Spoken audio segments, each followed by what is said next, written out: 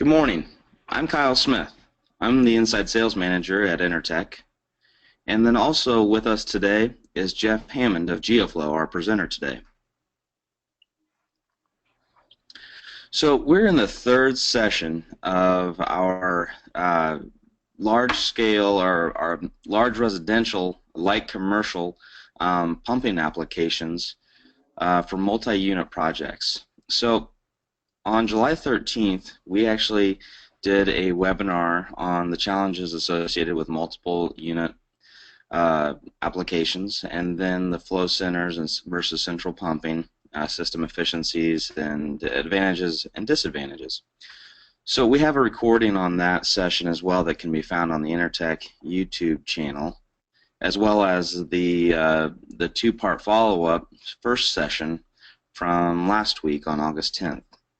So this week we are going to be going over the selection of pumps and zone valves versus variable speed pumping central controls there, and then the 5-circuit example of individual pumps versus variable speed zone valves.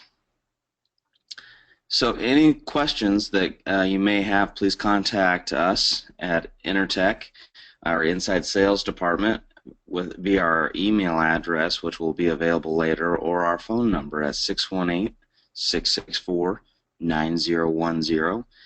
Then today, please take notes. Ask questions. Please use the GoToWebinar toolbox there on your screen and to go to the questions tab. You can type in your questions and we'll be able to answer those during or after the webinar. Lastly, feel free to research and review. Please use the Geo Flo website with the calculators that are available on there, or use the intertechgeo.com secure login to gain access to Intertech pricing and tools as well. So, Jeff, with that, I'm going to hand it over to you and let you get started. Good morning. Thank you, Kyle. I appreciate the opportunity. And as Kyle mentioned, this is the second part on the NP Multi-Flow Center. Last week's webinar was an overview of the flow centers themselves, as well as some different applications. So this part two is more geared towards selecting the pumps, the zone valves, and so forth. And you can see here in the picture two different types of NP multi-flow centers. We have the variable speed on the left with a central Magna 3 pump. It's an insulated pump. This is a cabinet with foam insulation, as well as some isolation valves. And then the factory assembled headers include the zone valves, which are on the return of the heat pump, as well as ball isolation valves. So this is definitely the most efficient way to go, and it's a variable speed system as the heat pumps turn on and off, the zone valves open and close, and the variable speed pump speeds up and slows down. We do recommend a pump relay, a pump enable relay with this application, so that if all the zone valves are closed, then the pump is stopped. If any one zone valve opens, the pump starts again. The other type of NP multi is the same construction, but instead of a variable speed central pump and zone valves, we use separate pumps for each circuit. Now this is a little bit of an extreme application. We typically wouldn't have this many pumps on a particular job, but this just shows some of the possibilities. Each circuit for each heat pump is capable of up to 3 pumps in series. In this one, we have 3 pumps in series for the first heat pump, 2 in series for the second one, and so forth. So either a variable speed central pump with zone valves or circulators for each heat pump are the choices for this NP Multi-Flow Center. Now, most of our discussion today will be centered around the calculator that Kyle mentioned, and it's really the easiest way to design a system to select the pumps and zone valves and so forth.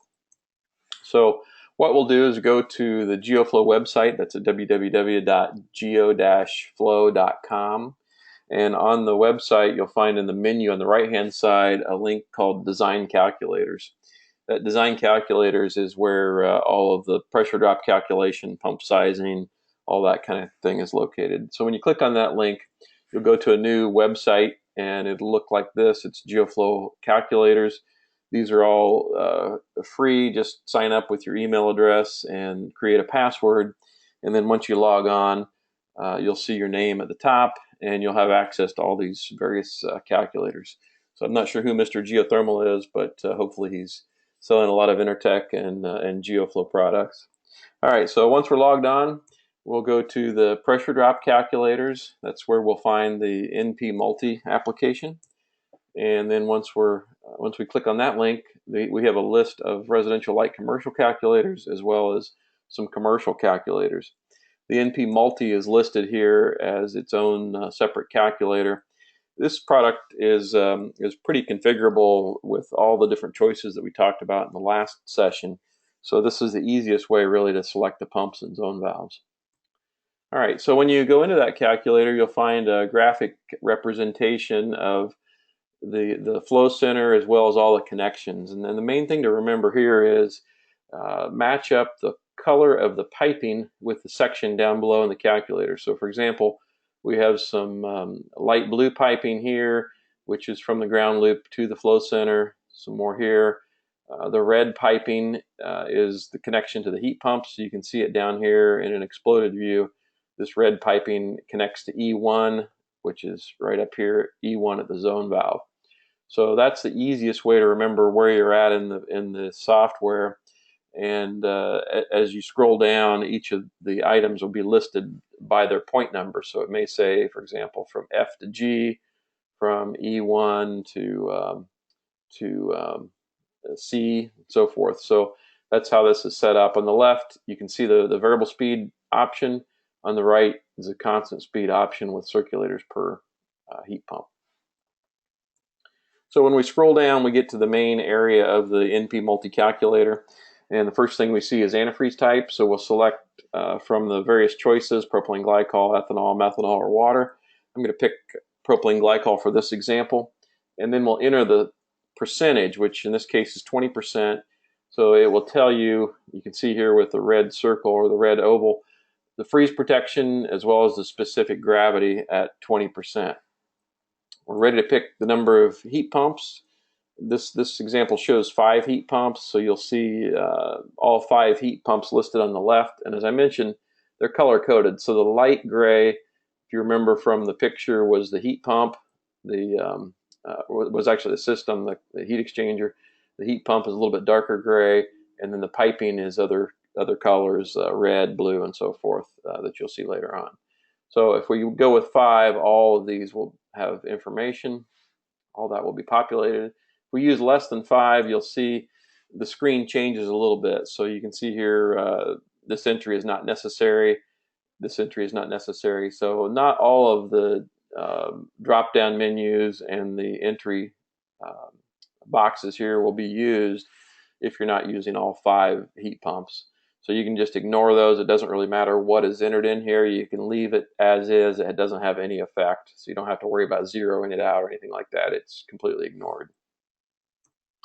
All right, so now we have our antifreeze. We have the number of heat pumps. In this example, I'm going to go with a 5-circuit flow center, so we'll have 5 heat pumps. And now the next thing to do is choose zone valves or circulators. So if we choose zone valves, we're assuming this is a central variable speed system. So we'll have a Magna 3 variable speed pump. If we choose circulators, each heat pump has its own dedicated pumps. All right, so by choosing zone valves, the verbiage here will say zone valve for heat pump 1, heat pump 2, and so forth. So we'll choose the zone valve.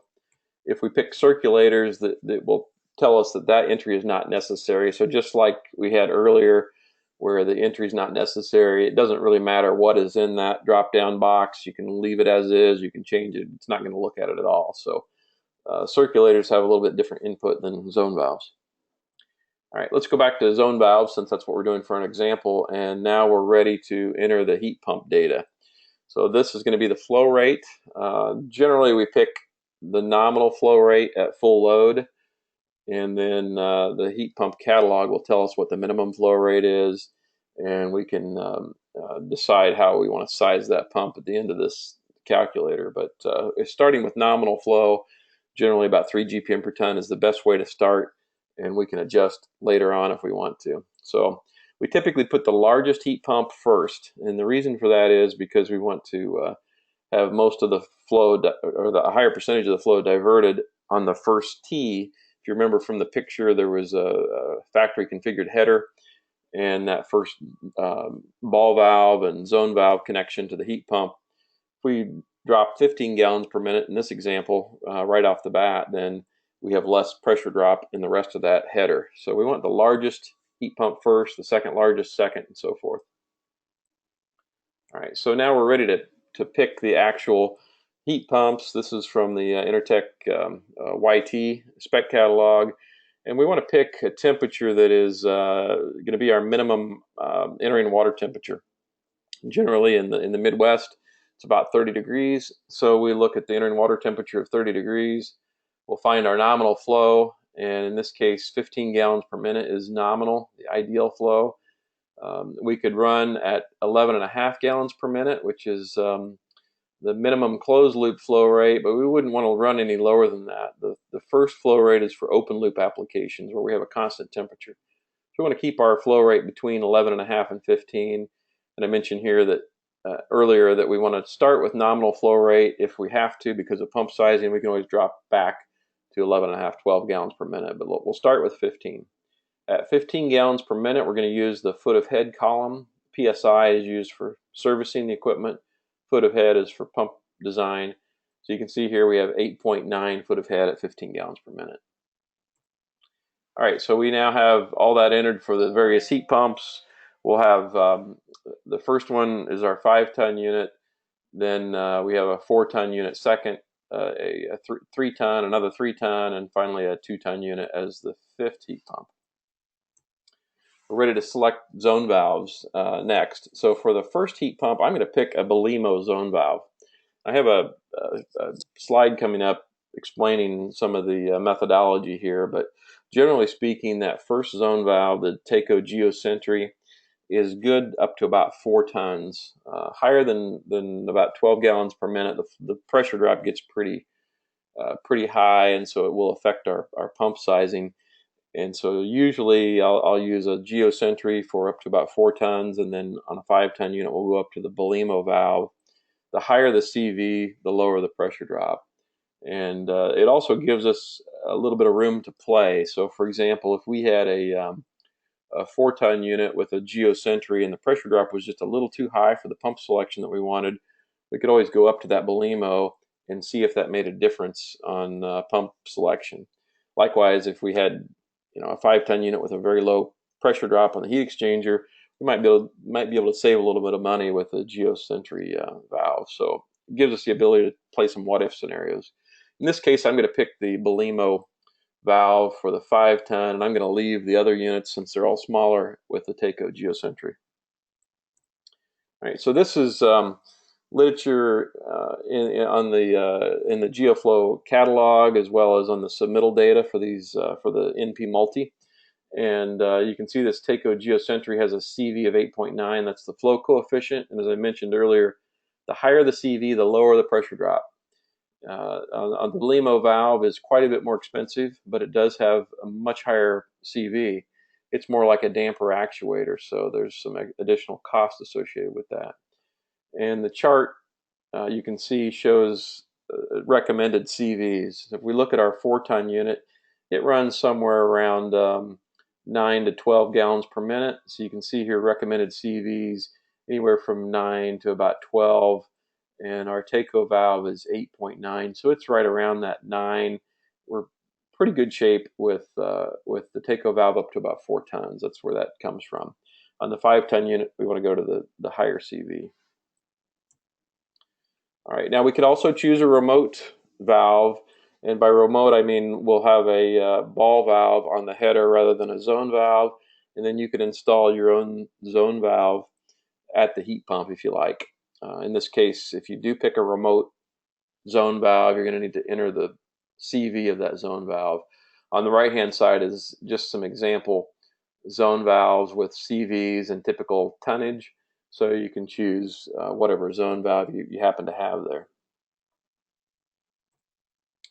All right, so now we've taken care of the heat pump information and we've selected zone valves. As I mentioned when we first started, everything is color coded. So this dark gray portion of the piping corresponds to the dark gray bar on the left here. And so typically this is a hose kit. It doesn't have to be, but that's what we would typically use. And so now we're going to go ahead and enter that data. We'll pick a 1-inch hose kit. We could also hard pipe if we like. And you don't necessarily have to key in the next drop down boxes, because if you notice here on the left it says ignore if using hose kit, but it just looks nicer, so I usually go ahead and put in 1 inch just so the printout looks better. Then we have the distance, and this is one side only, you'll notice on the description here. So it takes the one side and doubles it when it does the calculations. The Intertech hose kits have 12 foot of hose, so 6 foot on either side. And then again, you can ignore this last one about how many elbows. Just for aesthetics, I put in 1 because it's going to have 1 on each side, or 2 total. And we'll key that in for all the rest of the heat pumps. I'm just going to use hose kits on all 5 heat pumps. Then we're ready for the next section of piping, and in this case we have the red piping, so it corresponds to the red bar, and we'll key in all that information. Now it may be that you only have hose kits connected to the flow center, so you don't have any red piping, and you can certainly enter 0 if you do that. If you enter 0 in for the red piping, make sure you have 0 elbows, because it will use the pressure drop of an elbow if you have it listed there. So for this hard piping, I'm going to assume our 5 heat pumps all have hose kits, but they're not close enough to the flow center. They're scattered around the mechanical room. So I'm going to have some hard piping from the hose kit over to the flow center. I'm going to pick polyethylene 3408, and I'm going to use 1.25 inch pipe. And then I'll enter in the various lengths and number of elbows for each of these heat pumps. So in this case, I have all of this already entered just to save time in our webinar session. We have 25 feet for the first one, and you can see the other distances in the other heat pumps. So now we're ready to look at the final portion of the inside piping, which is from the flow center to the building penetration. And again, color coded. You'll see the blue piping corresponds to the blue bar on the left hand side. All right, so in this case now I'm ready to start entering my data here in the blue section. I'm going to stay with polyethylene 3408, and I'm going to go with 2 sets of PE 2-inch pipe. And the reason I'm doing this is, if you add up the tons, I have 17 tons of equipment. I have to be a little bit careful when I'm over 12 circuits in the ground loop because of being able to purge air from the system with a residential flush cart. So if I break this loop into 2 9-circuit loops, 18 bores is what I'll use. This will be a vertical bore installation. If I break it up into 2 9-circuit loops, and I have 2 sets of 2-inch supply and return lines, it'll be much, much easier for me to flush this system. And I have a picture coming up in the next slide showing what I'm talking about here. But you can choose several different options. Generally, this is only going to be 2 sets of 2, 1 set of 3-inch, or 2-inch, depending on the tonnage of the application. So you could have a 3-inch flange connection at the flow center and use 3-inch polyethylene. But in most cases, it's a little bit easier on this size of a job to have 2 sets of 2-inch supply and return lines. So here's what I'm talking about. We'll have our connection to the flow center, the blue piping.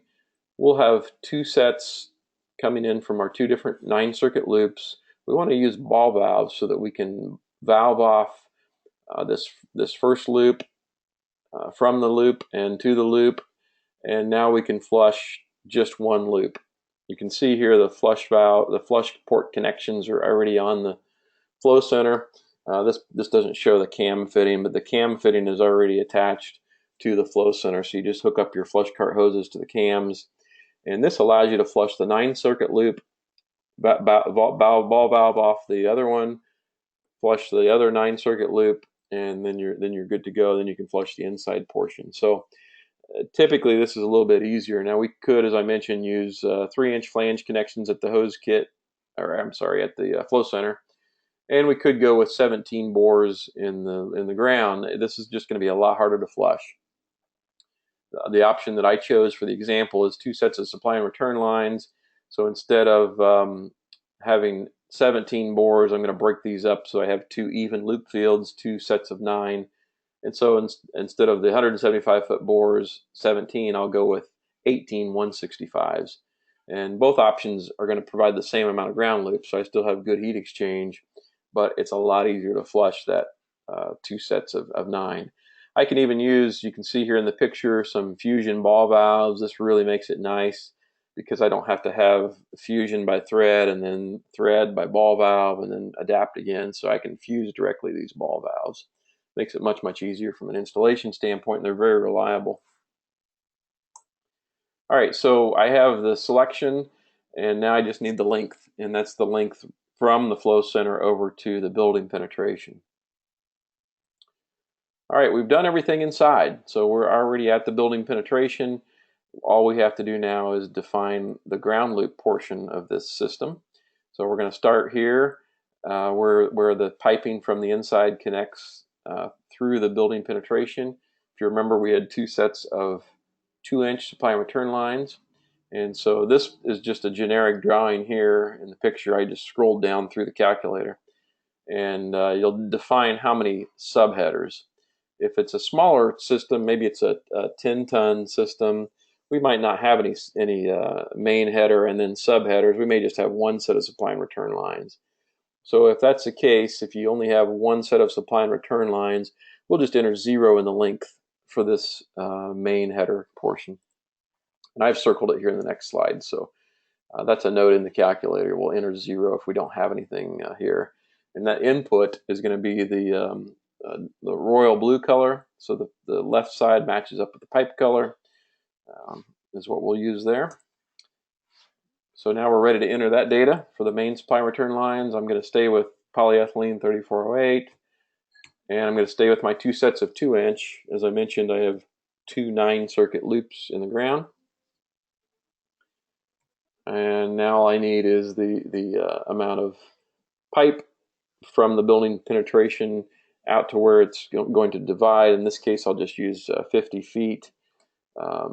And note here again, if I don't have any subheaders, I'll just enter 0 right here instead of 50. Okay, now the subheader is what actually connects to the ground loop circuits. So by definition, this subheader, which is the orange piping here, it's going to be where you have the fusion headers buried in the ground connected to your vertical bores. And so if we have no subheaders, we'll use this as our main supply and return lines. All right, so we're looking at the orange piping here. And we're ready to enter this information. We'll stay with polyethylene 3408. And this is going to be 2-inch. So we have 2 sets of 2-inch, and the subheader is just the 1 set of 9-circuit loops. So here's our number of circuits. I mentioned earlier we have 2 sets, so it'll be two sets here on the sub-circuits. 50 feet, so in fact we have 100-foot total. 50 foot is what I have in the subheader, 50 foot in the main supply and return line. You could actually change those numbers, it doesn't really matter as long as the total adds up to 100 feet. You could put all 100 foot in one section and 0 in the other section, or 50 and 50 like I did here. All right, so we have the subheaders. The last portion is our loop circuits themselves. So these are the vertical bores, the pipe that's in the bore, and those are connected to the subheaders. The green matches the green again. And we're ready to enter that information. We'll use the same piping throughout the job, PE 3408. And I'm going to pick 3/4-inch circuits. Since I have 18 circuits on 17 tons, 3/4 works fine. If we get into a situation where the pressure drops a little bit high and we want to try to use the pump selection that we're thinking about, we could always change this to 1-inch bores or 1-inch circuits rather, and use 1-inch piping in the bore. And then my number of circuits, since I'm going with the 2 sets of 9-circuit loops, I have 18 total circuits. And I also have 2 elbows in each circuit. At the bottom of the bore, my U-bends, those count as 2 elbows. And finally, I need just the amount of circuit length. If these are 165-foot bores, double that up and down is 330 feet. I could add some additional pressure drop if I had something else that wasn't shown in the picture or wasn't defined by the entries we had above. Maybe I have an additional ball valve or something else in the system. I could add some additional pressure drop if I wanted to, but I don't have any in this case. All right, so finally we have our pressure drop. We're ready to pick a pump and our flow center configuration. This page shows us just a summary, and notice all the different colors on the left. Those are all the sections we just entered.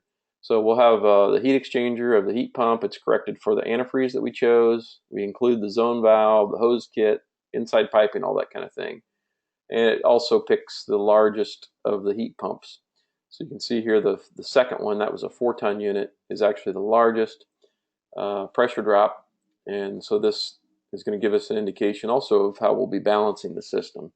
So this is the largest pressure drop. The others would be choked down just a bit to make sure we have even pressure drop to maintain the flow rate that we're looking for. So 37.7 foot of head at 51 gallons a minute is what we'll use for pump sizing. And this calculator actually does pressure drop calculation, flow center selection, and pump sizing all in the same application. So now we're ready to select the flow center itself. That will help us determine connections, pumps, and so forth. So we're going to pick 2-inch HTPE. And what I did here was I could have gone with 3-inch flanges, but since I'm bringing those two sets of supply and return lines in the mechanical room, as long as I tee off fairly close to the flow center, I can run a short section of 2-inch pipe at 51 gallons a minute. It's not going to be a big deal. If I wanted to go with 3-inch flange connections, I could tee farther out if I wanted to, but in this case, it's going to be easier for me to use socket fusion connections. I don't have to deal with the flanges. And I'm going to pick a pump. There's some guidelines here on what's typical. If you remember, we had about 38 foot of head at 51 gallons a minute, so you can see here in the descriptions, it tells you the two pump choices about what their capabilities are.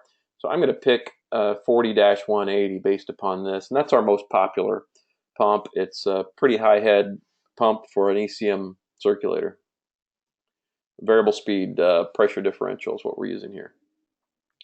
All right, we can choose a couple of different configurations. I'll just go with a single pump. In this case, it includes the insulation, insulated cabinet, and isolation valves. But if we had a high head situation, we could use two pumps in series. Or if it's in the budget, two pumps in parallel is really a great way to go, because in this case we can have a backup pump, full redundancy, or pick in some cases maybe two of the smaller size pumps and have 70-80% redundancy depending upon how that works out. So they talk wirelessly. It's a great way to go. All right, we can skip the next section because that's for individual pumps, and it will build the model number for us. You can see here down below based on our selections. So now we have the final results. We needed 51 gallons per minute, and the selection actually provides up to about 52. So we're right on the money with that pump selection that we had. If we wanted to go with circulators, it's the same basic approach. The entries are the same up above, so I won't go through that again. The difference is it doesn't include the zone valves, obviously, in the calculations, but it does include the check valves because each set of pumps has a check valve, so that we don't have short circuiting inside the mechanical room. And the pressure drop changes slightly because of the different configuration. Now, instead of selecting these pumps, we still have to select our ground loop connections, but instead of selecting the Magna 3, it says skip this section. So now we have to actually pick individual pumps for each heat pump. We can choose between the 3-speed UPS 2699 or the 116. I try to go with the 99 whenever I can because it's about 100 less watts than the 116. And then I'm going to pick how many pumps per heat pump. This you may have to play around with depending upon the number of units and the size of the units. I'm going to try on my first attempt here with 2 pumps in series for the 4-ton and the 5-ton, the first 2 units, and 1 pump for the 2 3-tons and the 2-ton unit. And notice it assembles my model number here at the bottom again. So when we have 2 pumps in series in parallel with 2 pumps in series in parallel with another pump, and another pump, and another pump. We have 5 circuits. It's a little bit of a complicated curve with all that parallel series combination. And so this is really helpful with this particular calculator. You can see our design flow was 51. With this combination, we can get 48 gallons per minute. And from the Intertech catalog, our nominal was 51, our minimum was 39, so we're pretty good shape. I wouldn't want to go back and change the pump selection so that I had 2 pumps in series on a 3-ton. It's just unnecessary watts to gain a couple more gallons per minute. So we're close enough on this one with the 4 and the 5-ton, 2 pumps in series, and the 2 3-tons and the 2-ton with 1 pump. So the last thing to talk about is operating costs. We'll use the Magna 3 pump sizing calculator to determine maximum and average watts, but we know pretty much what the constant speed pumps are going to be because they're just on and off. And you can guesstimate that a 2699 is going to be about 180 watts. We could actually dial in a little bit more detail. It's somewhere around 170 to 190 usually, but 180 is a good number to use. And the 116 is about 280 watts. So we had 2 pumps on the 5-ton, 2 on the 4-ton, 1 on smaller units. And so our maximum energy usage here, if all heat pumps are running, is 1260 watts. As I mentioned, we can go to the pump sizing calculators, and now we can go to our Magna 3 calculator. So when we go to the pump sizing, it'll give us 2 different columns, residential, light, commercial. And we call the Magna 3 commercial because even though it may be used in a residential application, it's a pretty good size system. In this case, we have 17 tons. So we're going to pick the pump sizing Magna 3 calculator, and we simply key in the data at the top from our calculations, and it's going to give us our average watts and our maximum watts. So you can see here, if we pick this pump earlier, when all the units are running, it's going to use 567 watts, but it's going to average about 185. What's interesting about that is the average is about the same as 1 pump that we picked with the constant speed selection. So on our earlier selection of circulators, we were going to max out at 1260. That's more than twice what we would have with a Magna 3 with everything running. And even if we just had 1 4-ton unit running, we're using 360 watts, almost as many watts as the Magna 3 fully maxed out, and within a couple hundred watts. Now, if we were to pick the 26116, we would have had to add 700 watts to the numbers up above. So you can see here it would have been now 3 times as much watts as the Magna 3. So it is more expensive to go variable speed, but the savings do tend to pay off in the long run. So I'm ready to take questions. We're just about out of time for our webinar today. We've been right at half an hour, and I'll hold off here until I see some questions pop up. Appreciate everybody's time this morning. Hopefully this has been a helpful session in determining how to size pumps and zone valves with the NP Multi. It's becoming a very popular product. It's really what I call a mechanical room in a box, or you could say on a skid, I guess.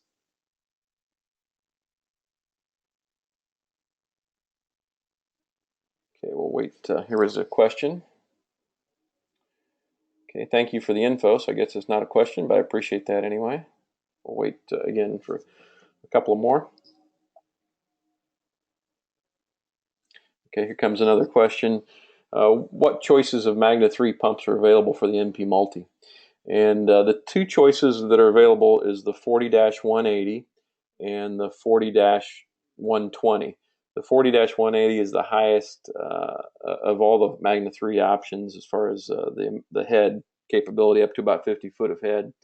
The 40-120 is less than that, but it depends on loop design, and we can choose then to take those 2 pumps. If we want to have any combination, we can have 2 of the pumps in series or 2 of the pumps in parallel. So that's something you can play around with at the bottom of that calculation, where you're selecting pumps and see what makes the most sense. So it gives you some different options. Okay, can hold off for some other questions here.